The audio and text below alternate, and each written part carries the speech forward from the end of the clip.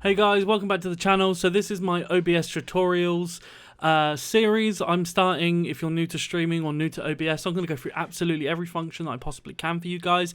This is how you create scenes in OBS. I'm going to show you exactly what you need to do here.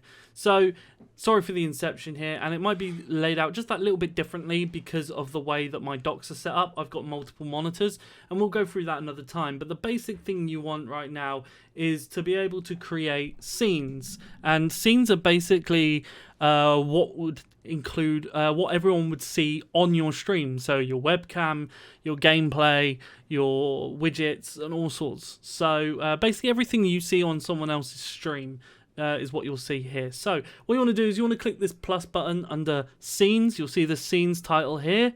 You want to click plus, and then you want to enter the name of the scene. So we can go intro screen. So we're going to put intro screen, and this takes you to this blank canvas. Now you're on this blank canvas, which you would have seen. You can then start creating sources, and you can create as many scenes as you want, and you can also reorder them. So for example, if I want to move this current screen down under this one, you can. But yeah, you can right click, and you've also got some other options here. So you can add another scene that way. You can duplicate the scene, which will copy it. We copy the exact scene that you've selected. You can rename. You can remove, which will delete it. You can order it, so you can move it up, down, move top, or move to bottom. Just a quick way of moving it is using those, but I don't necessarily use that. You can just drag. Full screen, so you can actually project that scene onto another monitor that you've got there. As you can see, these are my monitor selections here. You've got window projector, so it creates a small window and you can resize it. You can screenshot the current scene. You can use filters on a scene. You can transition override, and we'll go through transitions another time.